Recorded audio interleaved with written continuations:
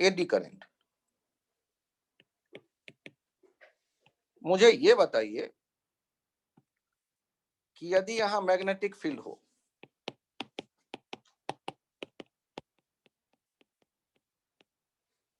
और ये जो मैग्नेटिक फील्ड है, ये मैग्नेटिक फील्ड सीटी टाइप का हो,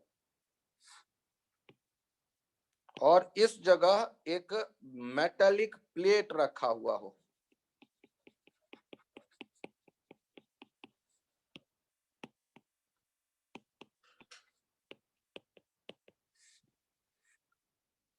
तो इस स्पेस में मैग्नेटिक फील्ड बदलने के कारण नॉन कंजर्वेटिव इलेक्ट्रिक फील्ड आएगा या नहीं?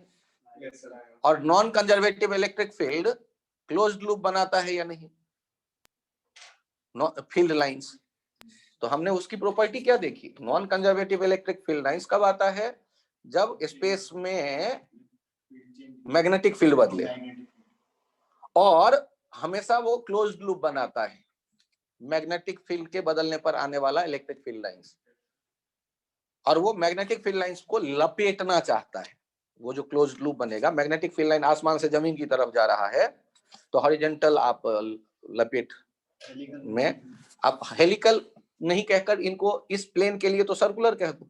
हम तो इस स्क्रीन के प्लेन में देख रहे हैं, उसी में प्लेट रखा हुआ है।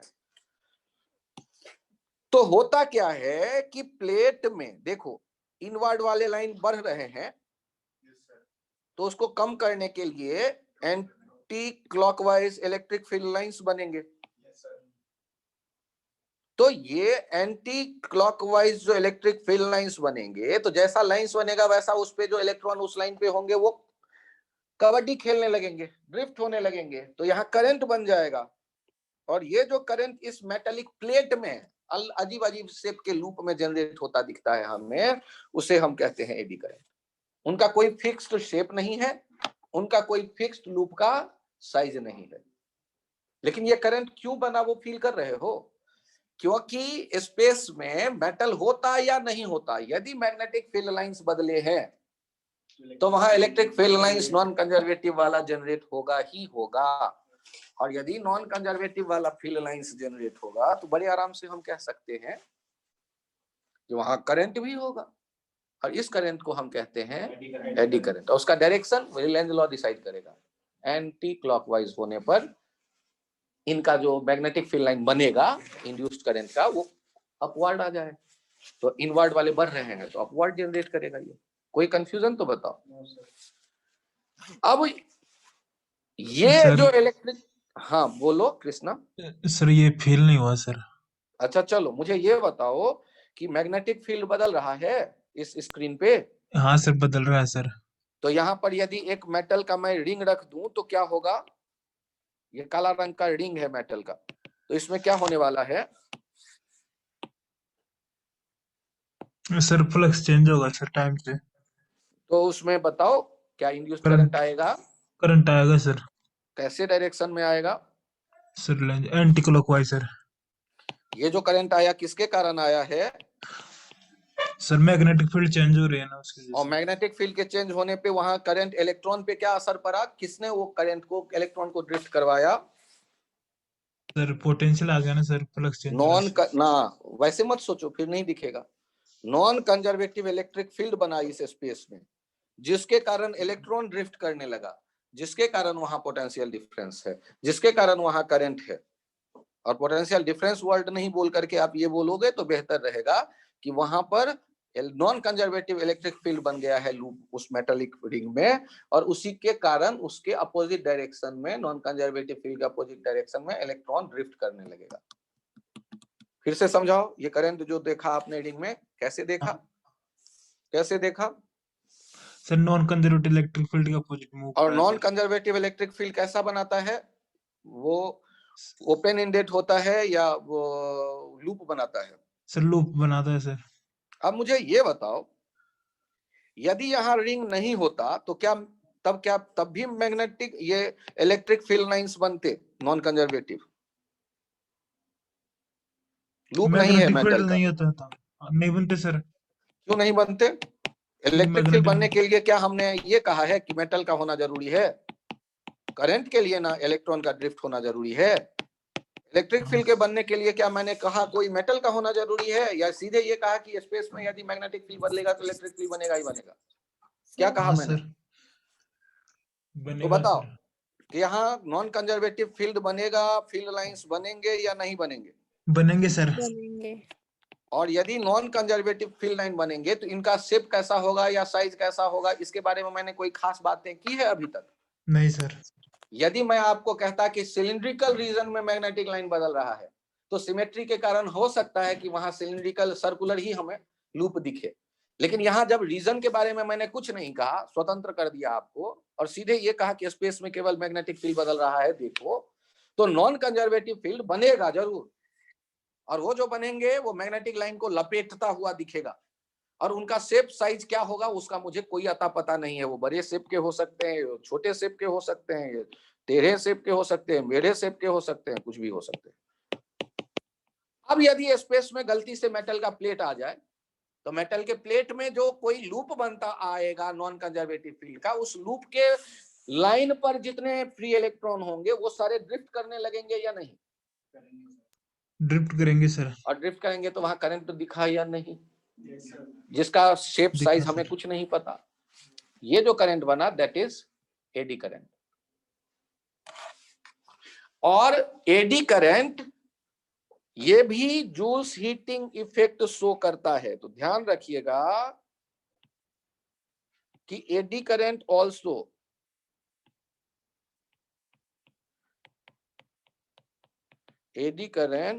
Also shows Joule's heating effect. Joule's heating effect. Eddy current also shows Joule's heating effect.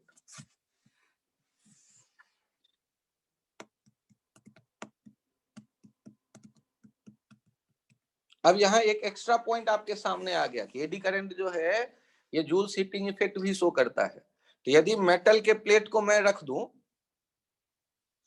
किसी वेरिएबल मैग्नेटिक फील्ड वाले स्पेस में तो थोड़ी देर में वो गर्म हो जाएगा।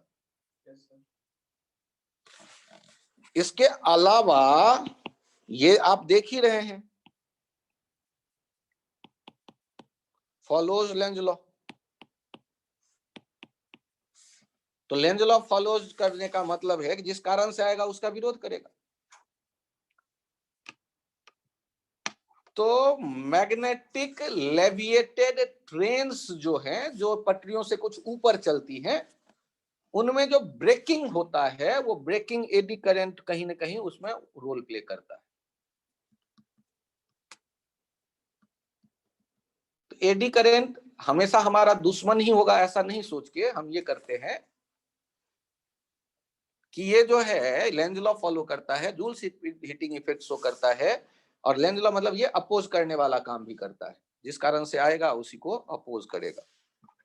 अब इससे ज्यादा डिटेल तो यहाँ अपने चर्चा में नहीं आ रहा। आपसे क्वेश्चन ऐसे पूछा गया कि ये नॉर्थ पोल और साउथ पोल थे, हॉर्सशू मैग्नेट या कोई भी मैग्नेट उठा के ले आए उसके, इनके बीच में मैग्नेटिक लाइन पोल के बाहर आप नॉर्थ से साउथ जाते देखते हो, और एक मेटल का प्लेट है और उस मेटल के प्लेट को यहाँ ऑसिलेट करता देख रहे हो। मेटल का प्लेट इसके सामने से ऑसिलेट करता जाता है, आप देखते हैं कि ये इसके सामने से ऑसिलेट करता हुआ निकल के आता है दूसरी तरफ। अब यदि ये ऑसिलेशन होता दिखे ऐसे और ऐसे प्लेट का, मेटालिक प्लेट का, तो होगा क्या कि जब ये मेटल का प्लेट मैग्नेटिक फील्ड से गुजरेगा तो उनसे एसोसिएटेड मैग्नेटिक लाइंस के नंबर चेंज हो रहे हैं, और जब नंबर्स चेंज होंगे तो वहां निश्चित रूप से non conservative electric field lines generate होंगे, वहां इंड्यूस्ड करंट आएगा और वो करंट एडी करंट कहलाएगा। और लेंज लॉ से उस इवेंट का यदि स्पीड बढ़ रहा है वो घटाने की कोशिश करेगा प्लेट के स्पीड को, और यदि स्पीड कम हो रहा है तो उसे बढ़ाने की कोशिश करेगा। और इस तरह हम देखेंगे कि यहाँ जो ऑसिलेशन है वो डैम्प्ड ऑसिलेशन हो जाएगा। डैम्प्ड हो जाएगा एडी करंट के प्रेजेंस के कारण, वहां रोकने वाला कुछ रेजिस्टेंस आएगा। तो हमसे यदि ये कहता है कि मेटल के प्लेट को ऑसिलेट करवाएं नॉर्थ साउथ पोल के बीच, और या एक नॉन मेटेलिक प्लेट को ऑसिलेट करवाएं, तो दोनों में क्या फर्क पड़ेगा? तो एक का एम्पलीट्यूड कांस्टेंट रहेगा, नॉन मेटेलिक यदि प्लेट है तो उसमें तो इलेक्ट्रिक फील्ड बनने के बावजूद भी वहां कोई मैग्नेटिक कोई करंट नहीं जनरेट होगा। मैग्नेटिक फील्ड लाइंस बदला, इलेक्ट्रिक फील्ड बने, लेकिन वहां कोई नॉन मेटेलिक प्लेट है तो वहां कोई फ्री इलेक्ट्रॉन्स है ही नहीं कि करंट के बनने का कोई चांस हो। तो हम कहेंगे वहां कोई लेंज लॉ नहीं, कोई डैम्पिंग नहीं, कोई एम्पलीट्यूड में कमी नहीं आएगी। लेकिन यदि मेटेलिक प्लेट को हम ऑसिलेट करने के लिए छोड़ दें मैग्नेटिक पोल्स के बीच, तो वहां एडी करंट जनरेट होगा और लेंज लॉ से उस इवेंट को, ऑसिलेशन को वो अपोज करेगा।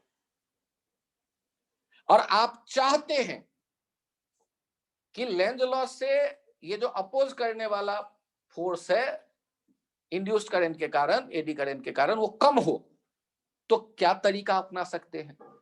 तो ध्यान से सुनिए, मेटल के प्लेट पे बड़े बड़े लूप बन जाते हैं। यदि मेटल का प्लेट चौड़ा है तो आप कैंची लो एक बढ़िया सा जिससे प्लेट को कट कर सको, और कैंची में कट मार्क डाल दो 4-5। तो कट मार्क डाल दोगे तो प्लेट जैसा, तो वो कंघी जैसा देखने लगो। तो कंघी जैसा देखने लगोगे तो बड़े लूप तो अब बनेंगे नहीं। अब यदि लूप बनेंगे तो छोटे छोटे लूप बनेंगे, तो उनकी ताकत जो अपोज करने की होगी उतनी ज्यादा नहीं होगी। तो यदि कभी हम एडी करंट के पाथ को छोटा करना चाहें तो कैंची ला करके मेटेलिक प्लेट पे कट मार्क डाल दें, कट कर दें उसे बीच बीच से, तो अब वो क्लोज लूप जो बनेगा वो बड़ा लूप बन नहीं सकता करंट वाला। छोटे छोटे जो लूप बनेंगे उसी पे करंट रहेगा। बड़े अपोज करने के लिए, कम करने के लिए, हाँ, अपोज करने वाला इवेंट क्या हो जाएगा, अब कम हो जाएगा, क्योंकि बड़े लूप बनते ज्यादा मैग्नेटिक फील्ड लाइंस वहां वो बना देता लूप के भीतर। अब यदि लूप ही छोटा कर दिया तो उसके भीतर जो अब देख रहे होंगे हम लोग कि उसका इफेक्ट जो है वो बड़े लूप नहीं बनने के कारण कम हो गया, या वो जो मैग्नेटिक फील्ड लाइंस बन रहे थे उनके कारण अपोज करने वाली जो कैपेबिलिटी थी वो कुछ कम हो जाएगी। एक तो ये कट मार्क का आइडिया आता है। और यदि ठीक मेटालिक ब्लॉक होता तो ब्लॉक को पतले पतले स्लाइस में बदल देते, तो स्लाइस में बदल देते तब भी ये काम कर जाता, क्योंकि स्लाइस में बदल देते तो ब्लॉक में जो रैंडम बड़े बड़े पाथ बनते, तो स्लाइस में बदल देते और फिर स्लाइस को वैक्स से चिपका देते, बैड कंडक्टिंग मटेरियल बीच बीच में डाल के, तो फिर से ब्लॉक आप बना लेते, लेकिन पतले स्लाइस बना करके।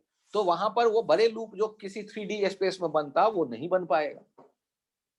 तो एडी करंट के पाथ को छोटा करने का यदि आप सोचें तो किसी तरह से मेटेलिक प्लेट में या तो कट करो, या ब्लॉक है तो उसके स्लाइस बना करके कट करके फिर से उनको चिपका लो। चिपकाना मेटल से नहीं, चिपकाना बैड कंडक्टिंग मटेरियल से, जैसे वैक्स। तो ऐसा करने पर एडी करंट का जो इफेक्ट है वो कुछ कम हो जाएगा, ऐसा सोच सकते हैं।